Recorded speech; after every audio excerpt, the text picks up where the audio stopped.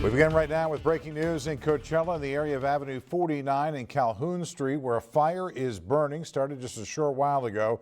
News Channel 3's Jake Ingrassia has just arrived on scene.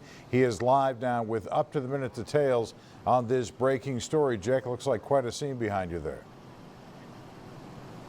Yeah, John, good evening. And tonight that fire has burned through about 2 acres of some brush and some palm trees here off of Calhoun in Coachella. Take a look at the scene behind us. You can see just how heavy of a response fire crews have brought to this fire, although we're not at this point seeing any active flames. Take a look over to the right. Those are the palm trees that were burning about an hour and a half ago. And I want to take you to some viewer video right now sent into our newsroom from the peak of this fire tonight. It started just before 8:30 this evening at just about a half acre before quickly quadrupling in size. Fire crews were quick to respond, though, sending in 13 fire engines to the scene. And tonight, crews say they have stopped the forward spread, holding the fire tonight at that 2 acres. But they're still working right now to get a perimeter around the fire and mop up. The good news here, no injuries were reported, and tonight the cause of this fire remains under investigation. Now, we're told we're going to be able to speak with the chief here on scene and get a little bit more information from him.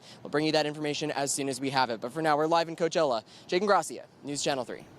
We'll stay on top of it. Thank you, Jake. This is a muggy, hot night to be out there fighting a fire in the East Valley. First Alert Chief Meteorologist Haley Clausen tracking your conditions. Haley, we're not getting a whole lot of relief at night right now.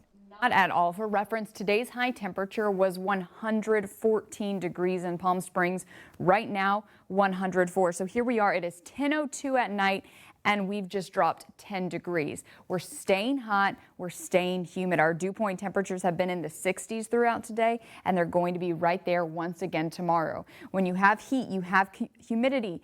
You have the ingredients necessary for some convection to take place. We've been monitoring thunderstorms around the Coachella Valley since earlier this afternoon. Right now, really focused on this cell that is working its way just south of Desert Center, but to the west. A lot of lightning and heavy rain indicated on radar. We'll continue to talk more about what's happening there and also up in the high desert coming up in my First Alert forecast. We'll see in just a bit. Thank you, Haley.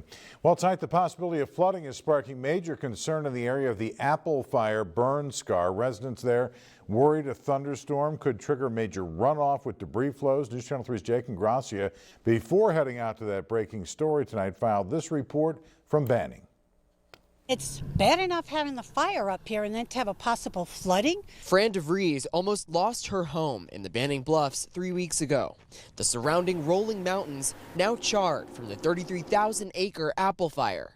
With warnings of flash flooding and debris flows issued Tuesday, she's worried she could fall right in its path. If we do get a lot of rain, we will get a mudslide coming down. And just above the Apple Fire burn scar, you can see that storm cell hanging over the mountains. Much of the hillside below it blackened and burned. And if those clouds were to drop any significant amount of rainfall, it would be carried down the hillside into this ravine, taking all of that debris with it and flowing straight into the town below it. It fills up with water, and we can hear the water rushing down through there. In the past, there's the possibility for some really bad runoff. Richard Clark was at home as the Apple Fire roared around him. He says if he was ordered to evacuate, as officials are warning he could be, he'd have to evaluate how bad it is before getting out. But his neighbor is ready to go. If it started coming down here, definitely we would evacuate.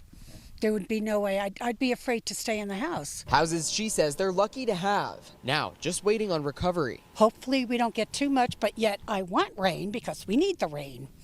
So it is scary. Jake Ingrassia, News Channel 3.